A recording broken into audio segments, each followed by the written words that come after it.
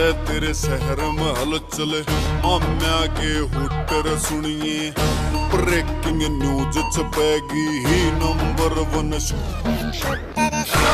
जाए तेरे शहर में